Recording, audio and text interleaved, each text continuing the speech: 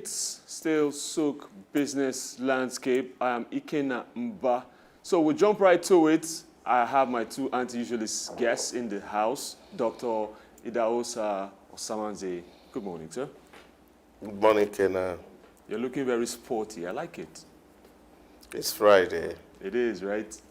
My other guests, I also like to always say anti-usualists. We love anti-usualists. Mr. Chooks, John Rogers. Good morning. It's a pleasure, one of them to be here. Awesome. So we'll jump right into it. First, we go to look at Punch newspapers, talking Forex. MTN Glow, others seek NCC nod for tariff hike. This is something that's been on for a while. Telcos are saying that they risk losing businesses and shutting down, actually, which many don't believe, if they don't raise the tariff hikes. We're talking calls and data. What do you think, Doc? Well, is it believable? It's normal that people will always make a claim for whatever it is that they're asking for. I think as at the moment, really, there's a whole lot of good pricing for the telcos, and I don't think they should be groaning like other major sectors. I agree. Yeah, but so. You see, we always find a way to blackmail the authorities to say that business want to fold, so I can take more from the citizens. The bad news is that the citizen has not so much more money to pay. Minimum wage has not been approved. So there's no real disposable income in the hands of ordinary person on the street. We're talking about electricity hike. We're talking about hike in the price of petrol, talking about the cost of diesel and the rest of it. And now you are putting telco to it. That will just be too much for the already overburdened citizens to handle. Chooks? Okay, too much for the already overburdened citizens. Okay, but if we look at it critically, most commodities, most services have already added something to what their cost used to be before. Unfortunately, we are still looking at the Consumer Protection Board. If that agency is still very active, we are still looking at them and looking and saying, is it possible that they will come up and say something? But then let's now go back to the telcos.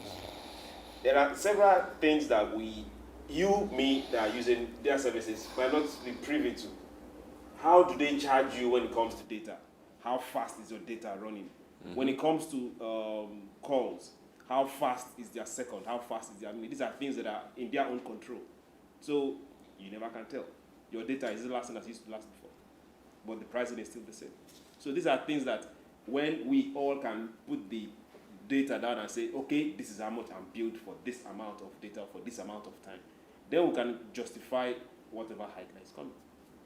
I agree totally, because also people complain about what they get not being as fast as it applies in other countries. Hence, we're paying almost as much as those countries are paying. Well, we'll see about that. Still on Punch, Dangote, oil, Forex shortage, delays, crude supplies. Why this misdemeanor?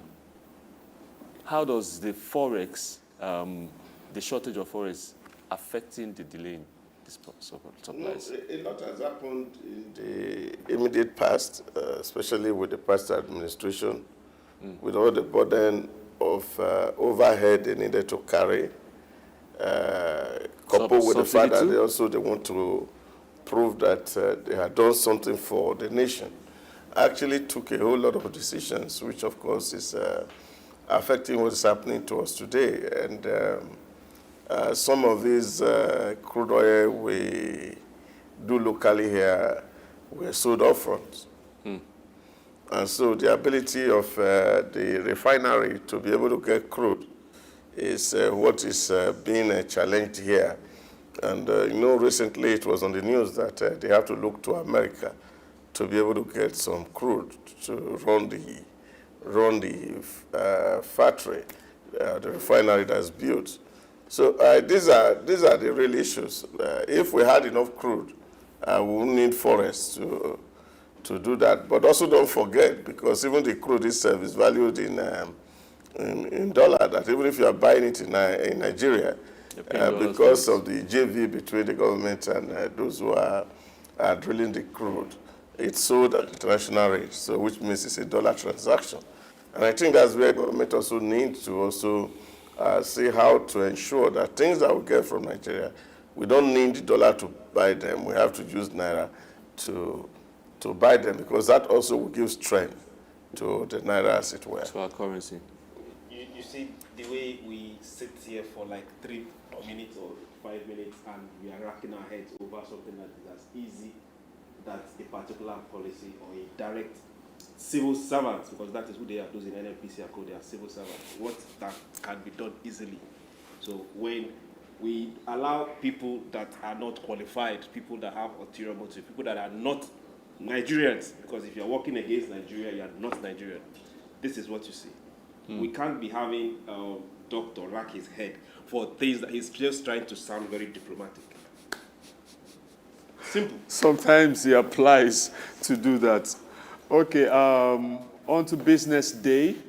Business is relieved as Apapa Oshodi Expressway is freed up.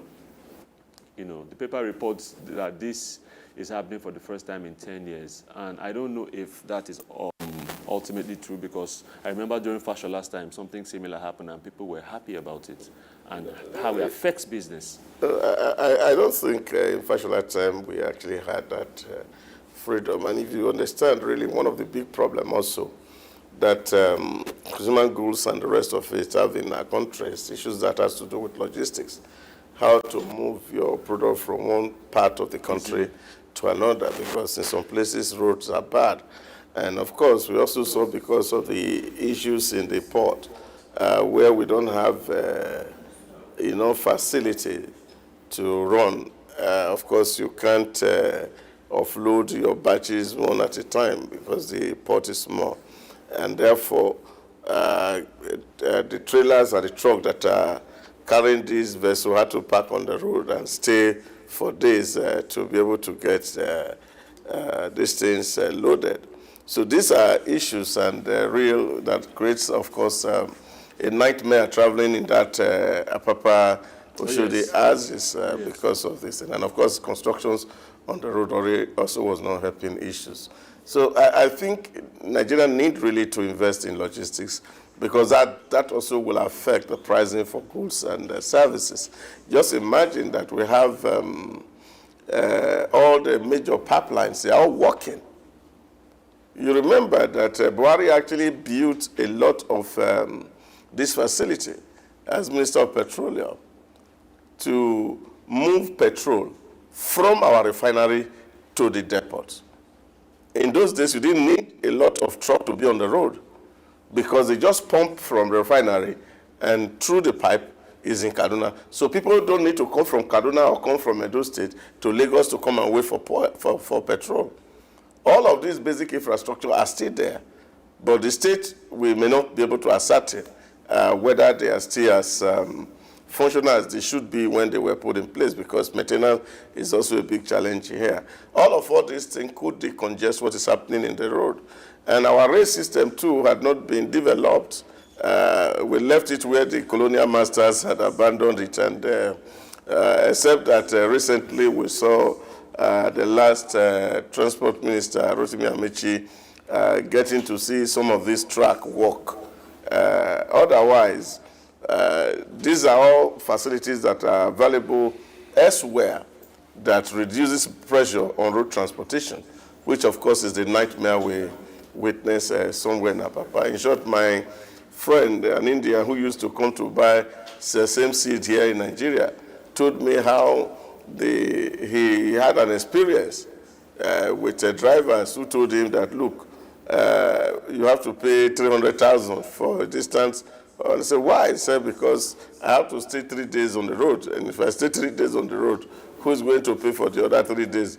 food my wife and family eat. So all these things add to the cost of doing business and the ease of doing business. So investment in logistics for me are huge and critical, and I think state must really be thinking and do a lot of all these things so we can reduce pressure on our roads.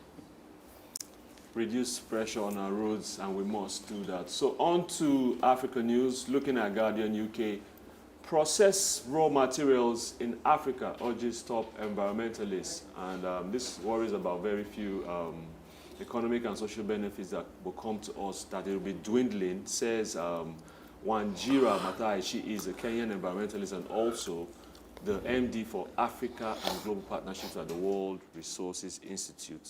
And she has a point. It's something that have been going around for a long time. And it's been happening on Souq's show quite a number of times. Let's process our stuff in-house. Yet we can't say that enough. That still comes to I don't want to use doctors' descriptions, but sometimes it pains my skin. But that still comes to what doctor used to say. We see the immediate money and go for the immediate money. Most times, African leaders, African businessmen, we don't plan long term, and that is an issue. Once we have the product and see that we can get the cash off this product now, we let it go, forgetting that if we add value to that particular product, we won't just make money, we'll create jobs out of it. And those same value that we're not adding now gets back to us, and we all get to buy it again. So the money we'll make selling the raw materials, we'll spend and add extra to buy the same thing. That is sad. Doc, we'd like to hear your take on this. Well, I think it's sometimes it can be really very frustrating when you see we have to be going back and forth. And this is not because we don't have people who can think, and somehow we have allowed greed to becloud our sense of judgment for people who have the privilege of being in public office. So I think that's the real issue that we must have to deal with in Africa. But that said, it's also to be wary of the narrative of the Western media, reportage of Africa, as it were, because most of these things, like they say, you have bias and subjectivity in terms of reporting of things that has to do with Africa, and we also must also be wary so that we don't overstretch things that are not working. Maybe motives are here. You see, politicians always have motives. But I'm even wondering why it would take a Kenyan to tell us to hammer that home, to try to make it, because when you hear certain things from certain people, it seems that it makes it look serious. The Kenyan is also complaining because their country also export tea leaves, then go back to import processed tea. So it's not like telling us, it's a general... Yeah, but you see, the real issue here for me is also to look at our capacity, and I cannot overstretch this enough. A lot of people feel that we have plenty of capacity in Africa in terms of what the education system has produced. But I think my opinion is always different because the connect between education attainment and capacity to do things here, and I think there's a huge disconnect where you have people who went to do some particular course and then they are not able to really put all these things to use, because adding value is also requiring skill set or some level of intellect. So you must have the capacity to add value. Now, who builds that capacity? And these are things that should be coming out from the institutions of learning, our research institutions. But unfortunately, you know, we are always here complaining about funding. And sometimes I'm asking myself, what we really need this fund for? The responsibility is more important than the funding. Yeah. See, you ask me, for example, somebody who is teaching law in a university, and he say he can't do research because there's no fund. somebody who is teaching at public administration, somebody who is teaching economics. You see, if we are talking about engineers or engineering courses, where you're talking about building laboratories, you will understand that, of course, you need real huge facilities. But also the disconnect that you find that in some of these institutions, you see all the programs going on in Tedford as we speak, where you are seeing buildings where they don't exist. And the same universities are complaining that they don't have facilities to do research, and they are building auditorium that are not needed. So this is the disconnect in terms of thinking. So if you don't produce people who can translate idea into physical products, you will not be able to add value. So the best you can do is what we currently are investing. You take what is raw, and then you take it to those people who can process it and add value to it. So that capacity we have to build, and they have to be internal to us. And this, for me, is a challenge to those in the academic sectors.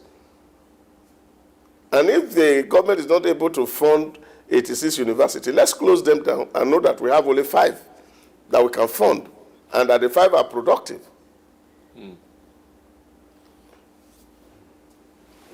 Sounds like we have a topic for Souq Pulse. What's he thinking about? Still on the paper, Foreign Minister tells Blinken relations with the USA could slip into downward spiral. So now Wang Yi from China warns the USA that their two countries' relations in jeopardy because certain things are being disrupted. Now, China is concerned about US-Taiwan reconnection. US is concerned about China-Russia relations. What's going on in that space? There's nothing going on other than interest. Once one side says that their interest is at stake. No, but my issue is, you're doing the same thing you're complaining about, right? It's just interest. Is you're guilty of. Yeah, that's what it is. It's the politics of interest. Nothing other than that. And the way they will push it out, you would think that something is really happening. But bottom line is all about interest. Nothing else. So Africa also needs to learn. Correct. So the rate at which they protect their interest, Africa should also start protecting her interest. Yeah, like it's always said, international relation 101. International relations is extensions of a country's domestic policy. It's how it affects you that is important. And don't forget that this is an economic war. And in any war, for that matter, the biggest weapon is propaganda. And if you don't use that instrument of propaganda To your advantage. to your advantage, of course, likely you are going to lose that war. So this is an economic war. And that's why most of the time when we have these issues, we need to read between the lines and see what is the real interest here as it affects people. Most of the time, you see countries want things in their favor. And so you bring that to the table. How you package it is what is important. I think that is where many of the African leaders really need to learn diplomacy and see how we can actually also package our concerns and put it in front burner and make a compelling case, an argument for it. You know, Kota in its 8 stages of change management does say that the very first state of change management is to create that sense of urgency that the world seems to say, look, if we don't do this now, we die. And that's what happened in terms of negotiation. I think we need to learn those tricks and tactics. It also will help a lot in bringing our concern to the front burner on the global table of negotiation. We need to learn. Still on the paper, what does Taiwan get from the foreign aid bill, and why is the U.S. economy among the biggest winners? Financial Times, yes. This is Japan. How do we tackle this? And we go on to The next headline, BHP's 31 billion euros offer for Anglo prompt backlash from South Africa and investors. Now, must we have African countries investing in other countries outside? We talked about interest a while ago. Now, if African countries make those investments, who protects their rights or their profits or what they intend to gain when it goes sour or it doesn't work, seemingly? Yeah, I think if Europeans can invest in Africa, and Asians are investing in Africa, so why can't Africa do the same? And look for opportunities where they exist. You see, the real issue here for us is the fact that if an American interest is threatened anywhere in the world, whatever you call American interest is the interest of an American. If it is threatened anywhere in the world, the American state will be right there. Back it. I remember some years ago, I think that was 2011, we were in the UAE. A friend of ours who came from the United States, it was during the fasting season. Now, you know, in fasting season in the UAE, don't in the public. Nobody eats in the public. And here we were inside the vehicle and we were hungry. So we have to drive into a burger joint to get some burger as we're having a long drive from Dubai to Abu Dhabi. And I remember that day, my friend asked the driver, and I said, "Can we eat?" We said, "Oh, yes. You said your friend is an American." I would say, "Yes, an American." He said, "That's fine, that if police catches us on the road eating, that once they know that it's an American, they won't do anything. Because if you take him to the police station, the American government will be in the UAE immediately to pull him out." So it tells you the extent to which these people value their citizens, because it's not government-to-government investment. It's individual people putting money in businesses and these other claim. And the policies of these people affects how this is done. But you see, what this other bigger power had done is that they actually had a subtle way of controlling your psyche. So invariably, if there was no American, what would have happened if the Nigerians in the vehicle were eating burgers? They would have taken us and we would rot in jail. Nobody will come for you. So that's as bad as that. So you see, this big power has a way of controlling your psyche. True. And this is because of the huge philanthropy that they do from time to time. And they put and set some money aside for your weak government in the form of aid. And when you are making policies, they can come to tell you and say, "Look, this law you are writing is not good enough. This is not the best practice." So who said the best practice? Of course, you know they are the countries in the West. So they tell you this is the best practice, this is how you should do it.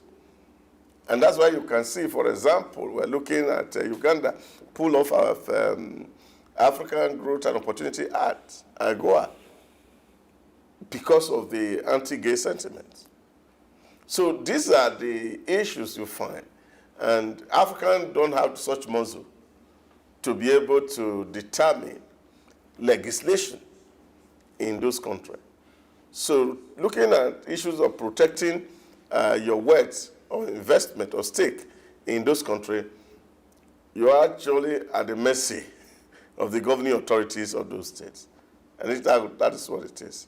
But for me, like I've always advocated, I feel that it's better for you to have friendship with those people who are better than, where you can actually make a lot of mileages. And in this case, we also look at countries who are struggling within the Asian region, in the South of America. These nations, we can also have a lot of influence in terms of what resource we have more than them. And then we are able to grow our economy from them, because we are almost at par, or some are even below us in terms of wealth. So I think this, for me, what it is, that we must also look beyond the big economies of Europe and the Americas and look at medium and very poor economies that we can invest in and make huge Profits. returns from such investment. Why are the Americans here? It's because we're underdeveloped. That's why they are here. And because they know they have stronger muscle and power than us. So they can muzzle you to do anything. So we must also be looking for people we can muzzle if we have to do some leverage. I think that for me, that's what it is. In 2024? Okay. So it's interest. Still on the paper, Snapchat shares saw 30% after beating revenue expectations. This was announced after its earnings went up. And it got me thinking, Snapchat, like really? Advertising gone up. You know, the analysts are actually breaking this down, and the boost in their sales is huge. So if Snapchat is making this money, that means there's a lot of money in social media. Well, yeah. We're talking Facebook, we're talking X. Could that be why Elon Musk had to jump in? 2 feet in. There has always been. Astronomical. The game is all about the numbers. This is where a lot of people miss it. The more, the merrier. You think it doesn't cost you anything to tweet, but it does. You think it doesn't cost you anything to watch an ad, but it does. So look at the numbers that are coming in.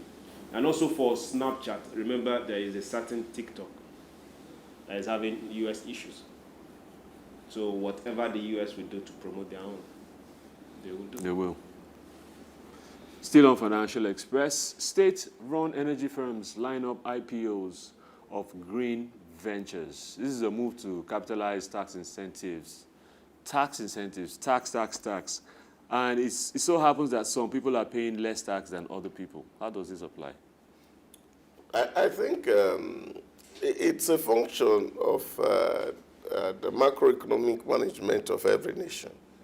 You are looking at where money is and whose hand those money may, and see always the countries are working to see how to close the gap between the rich and the poor. And this is the task of every central bank of a nation and the Ministry of Finance, who sit down to determine and see how do we redistribute wealth. You see, a friend of mine said some years ago that if you pull the resources in the whole world together and you share it equally for every citizens of this globe, that in 6 months, the money will go back to the 10% that has always had it. And this is the issue. So government must consistently be on its toe to ensure that while this money is pulling back to the top echelon in the economy, or those people who always will attract this fund, government must find a way to redistribute this wealth so that those who are the lower bottom of the ladder or the pyramid also have to be able to breathe, like our president said. The poor have to breathe somehow. So this is a challenge of that is before every government everywhere in the world. So when we see that businesses are doing well, we tend to take more tasks from them so that the poor can survive. And if, of course, we now see businesses are dying because the poor are over surviving, and now there's nobody to help each other, then, of course, government must look for a way to raise taxes and see how to take more money from society so that those businesses can be there to continue to support the economy. Okay, when it came to poor surviving, you said let government reduce taxes. When it came to taking more money, you said let government take money from the society. You didn't say the poor. The poor will breathe, don't worry. They'll all be fine. We're moving on to Financial Express. Lingering gas, power crisis, choke industries. Now we're talking production capacity that it keeps dwindling more and more due to our power issue. What can we do to this once and for all? Well, I think it's energy crisis. Like my friend used to say, energy is life. Yes, so, and that crisis, of course, is something that is so glaring and hitting the world on the face as we speak. Don't forget that there's also this move for transition from the old way of generating energy to a very new a way of generating energy that is also very expensive. And so this is a big problem. So if you're saying, okay, anything that is not renewable, we don't want to use, then of course you are lowering your capacity. And there's a lot of hue and cry about solar energy. People talk about wind energy. People talk about, what is it now? Biomass. Yes, biomass. Now, how much these are able to actually power huge machineries Can't tell. is a different ballgame together from what gas will do, or what coal will do. So, yeah, you have a solar panel on your roof, but you can't put on your deep freezer. For those using old model, So otherwise, you have to replace one and buy a new one, which is, of course, quite expensive, and you don't have money to do all this. So these are the things that, of course, the globe need to deal with in terms of this transition. And I think, really, cost is much more the real defining element in this transitioning than the so-called environmental argument, in my own thinking. So because if you look at it, people are saying, okay, you have to rely on more nations who are also thinking, look, let us even increase what we are getting. Because if you want to do nuclear, you cannot get it everywhere. You have to go to some places to go find uranium and the rest of it that you are going to use in building your plant, and you don't have it in your country. And these people are going to put money on it. You don't have gas underground in your country. You have to import it from somewhere else. So these are the challenge. And of course, for Europe, it's tighter because of the politics of non-1, non-2, and non-3, which is at the heart of the Ukrainian-Russia crisis. So that also has affected the supply of gas to Europe. And now the only beneficiary is India and China that are getting it from the backyard from Russia. So this is what friendship can do, really. So it's a problem. And I don't think it's just a Nigerian problem, and I think it's a global problem. And we do hope that as men think, a faster and better solution will emerge, and then we get energy cheaper to ensure that our industries are running. Okay, while we look at what's happening outside, let's talk about we that are happening inside. For the government. Where is this inside? Inside Africa, Nigeria, Lagos, Ethiopia, Marina to be precise, Souq News. Now, for those in Africa, this transition, yes, is good, but before transition, produce power for your people.